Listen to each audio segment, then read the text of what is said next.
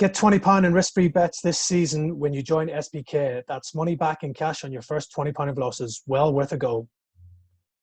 Hello and welcome to episode 46 of Touchline Talk with Odds Changer and SBK. As usual, I'm joined by the one and only football writer and broadcaster, Dean Jones, to discuss all the latest news and gossip from the world of football. The news seems to be dominating Manchester United again. Dean, Ole Gunnar Solskjaer has seen one trophy hope go up in smoke following their elimination to West Ham in the Carabao Cup, but most of the focus after that game has been on the lack of performances from some of the fringe players at United. Solskjaer gave them their chance against West Ham to try and stake a claim for a place in the first team, but unfortunately they weren't able to take that opportunity. Anthony Martial's been coming in for a lot of flack. I know you've been writing some stuff about Martial's future this week. Is it just the end for Anthony Martial coming up at Old Trafford right now? He just still flatters to deceive too often for United's fans, and I think a move in the January window is a possibility.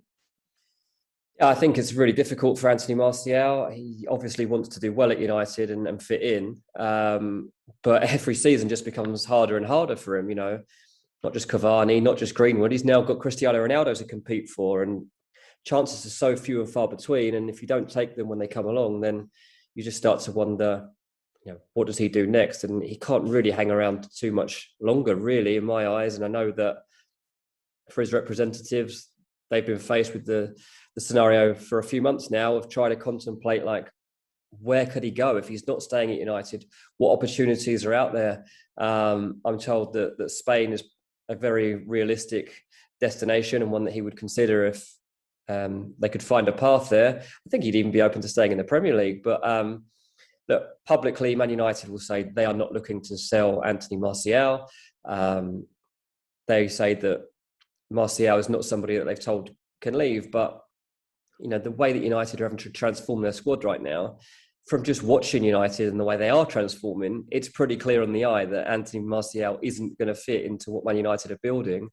And it doesn't help when you lose 1-0 to West Ham. I don't think he was terrible in that game, but a goal really would have helped him. Yeah, he does seem to get a lot of the fire from United fans for maybe his body language and everything else, but he turned down a move to Lyon on transfer deadline day to stay at Manchester United. Problem is, though, Dean, if you're trying to move out Anthony Martial, he is on a lucrative contract there at Old Trafford. Some big wages there for any club that wants to sign him. Yeah, he's on a very big deal, over £200,000 a week. And I'm told, it's going to take over £40 million to sign him too. So that's another barrier as to why he can't get out of the club, even if he wants to at the moment. You'd like to think that he's still young. He'd have ambitions to push on with his career. And I guess he's someone who has a new platform to revive himself. A lot of players see out their career paths at club level for too long because they're already at a big club and they want it to go well, like he does. But sometimes you just need that kind of revival, and it seems the case for Martial. Maybe Van der Beek's in the situation where he's wondering that himself right now too. But it's so soon in his United career, it feels like you're giving up. And I understand why players don't want to be seen to be doing that.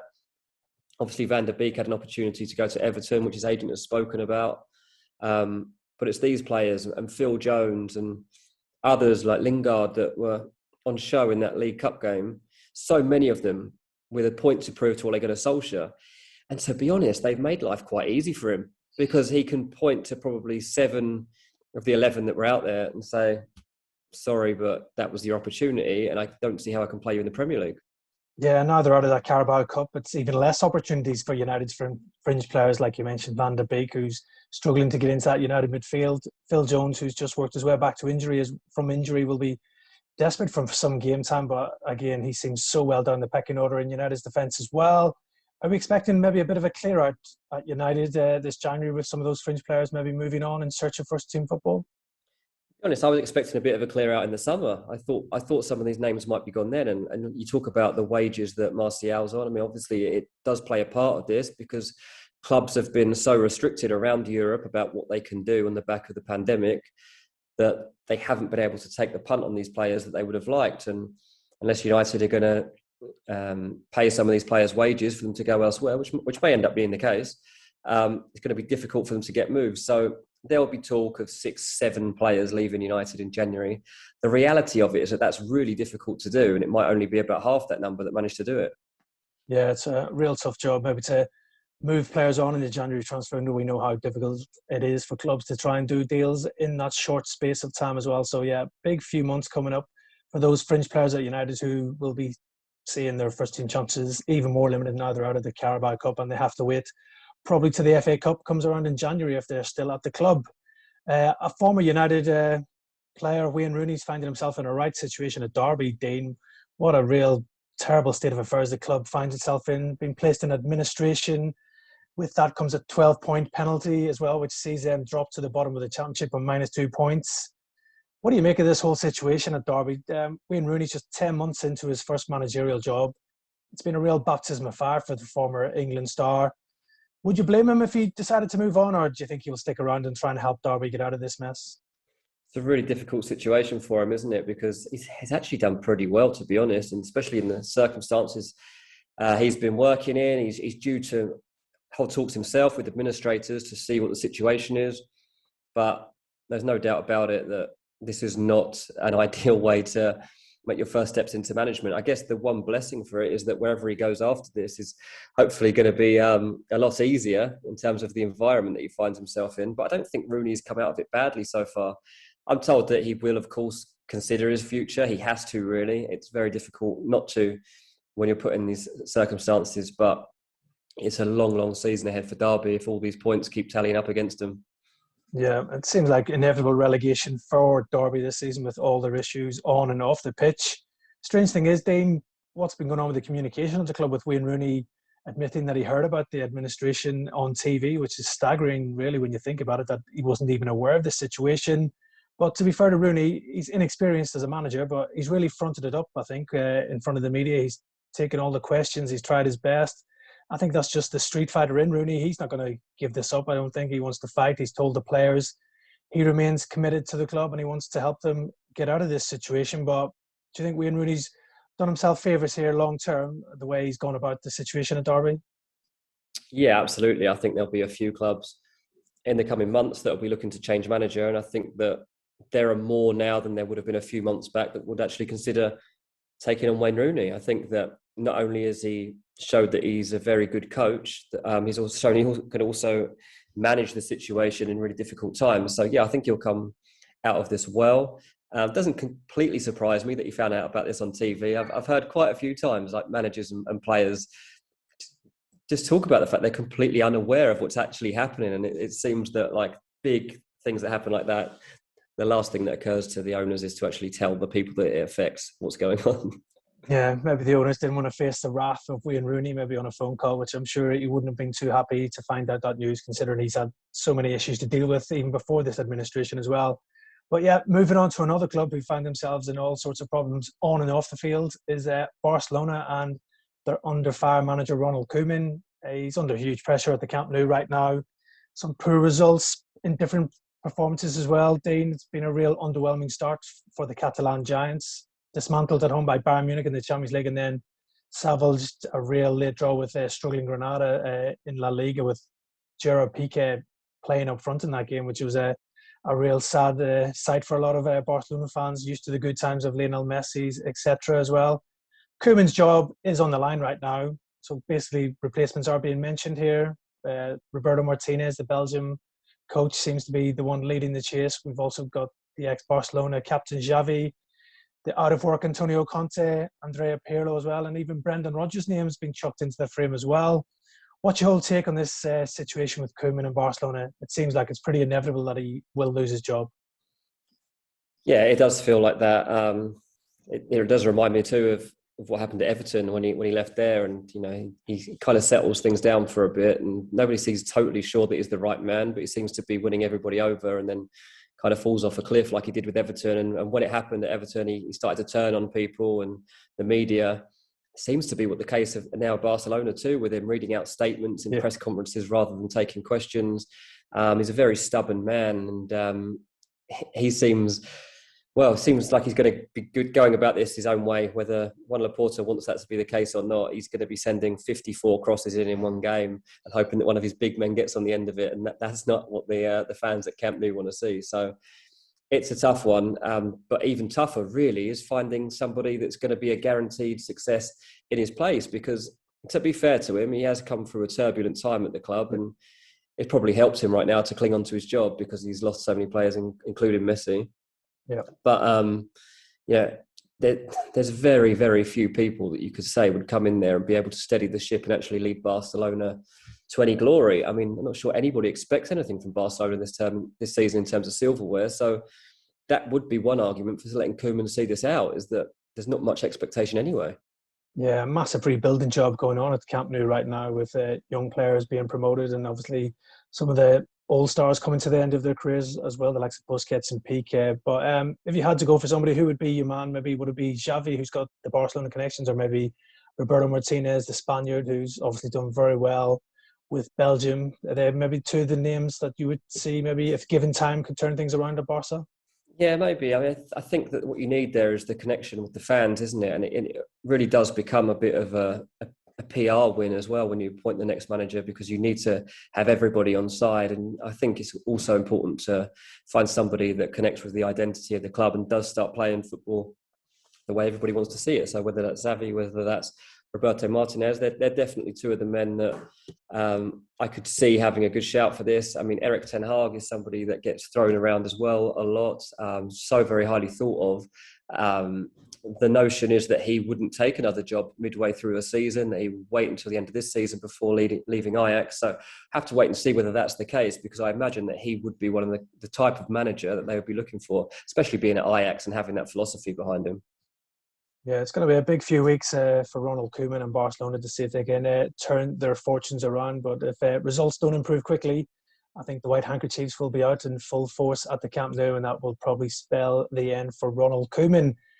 Sticking with managers, one boss who's not feeling the pressure right now is Brighton's Graham Potter.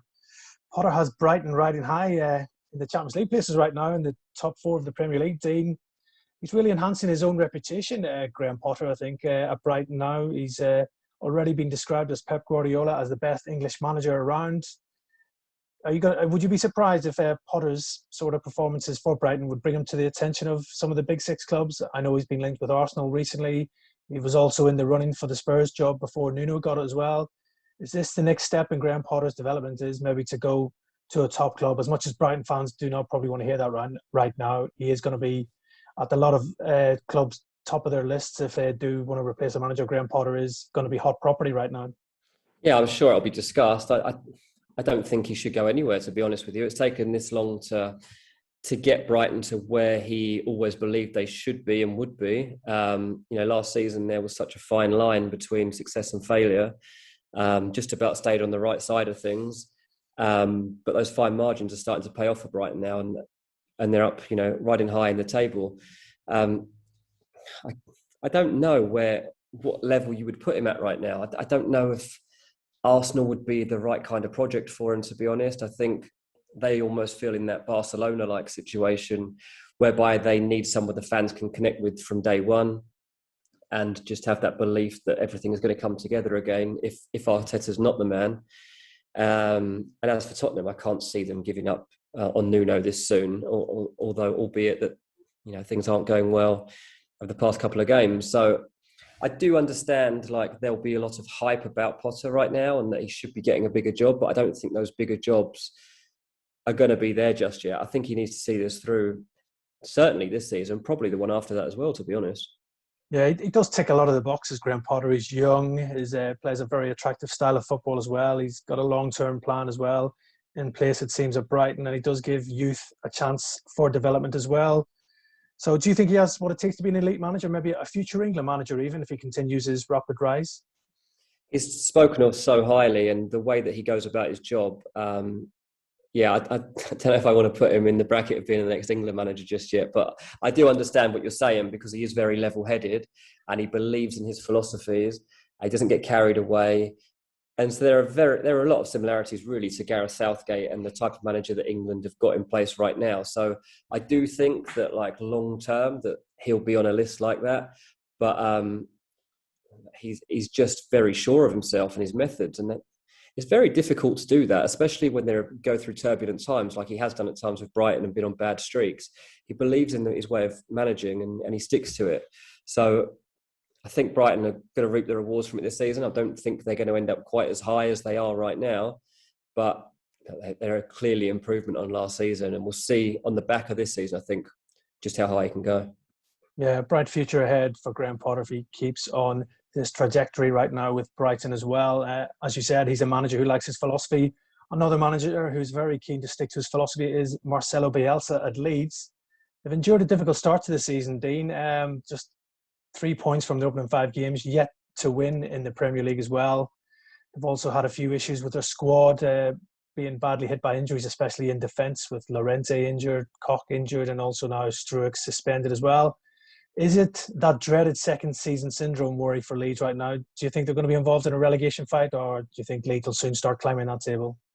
I think they'll be safe. I don't think they'll go down, but it's a massive test of this squad, particularly as they can't really change their style of football at this point. Like, their squad has been built over the past few years to play this upbeat, pressing, relentless style football, and it's very difficult now for Bielsa, when he does suffer setbacks with his squad and through injuries, to change that.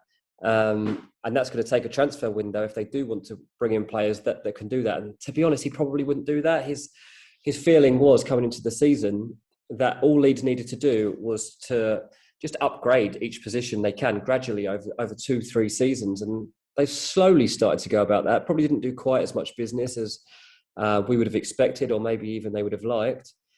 And when you get off to a bad start, there's obvious questions that come in about, like, second season syndrome, like, how are you going to cope with this? And we'll see over the next month how they do bounce back from this, because at the moment, confidence must be low, no matter what they say publicly. And Bielsa has been in the game far longer than most of us, even as journalists, let alone as coaches, to know how to deal with a moment like this. And I just think they've got a man there that will know how to deal with the situation and ensure that relegation isn't something that they even have to consider. Yeah, I don't think it's any time just to panic right now for Leeds United, who obviously had a great season back in the Premier League last year. But yeah, found it a bit more difficult so far. But you would expect them to come good before the end of the season. I know you talked about maybe transfer window additions. Do you think they need to spend in January? They spent a bit of money in the summer on Junior Firpo, and then that late move for Dan James from Manchester United. But other areas of the squad probably need improving. A new striker to help Patrick Bamford, and possibly some defensive reinforcements. Do you think Leeds will back Bielsa and give him some funds to strengthen the squad in January? Yeah, look, they've got money to spend on areas that they really need it, and I think that when it comes to it, they would think of somebody like Adama Traore that they've shown interest in. They know that a player like that is not going to come cheap. So the fact that they are seriously looking at a player of his caliber and of his worth means that they must be ready to invest those kind of levels when it comes to it. At the moment, I think they need to wait it out and see what their real weakness is. I mean, coming up, obviously at the weekend they've got West Ham, which is a tough game, but then they've got Watford, Southampton, Wolves and Norwich, and that's a 4-game run where you can really start to gauge your season better, and it also might be an opportunity to lift spirits around the place and turn things around. So I think that it's not until we get to that beginning of November period when Leeds can seriously start to think about what the main weaknesses they need to change. Yeah, key run of fixtures coming for Leeds. The league table could look very different in a month's time if they do start picking up a few results and a few winnable games ahead for them as well. But I think Leeds will be more than okay this season. They've got enough quality in that squad, and when you've got Bielsa on the sidelines, I'm sure he will be able to inspire them to another good season. Right, that's us here for another week on Touchline Talk. We'll be back next week for more insight and the latest news and gossip from the world of football.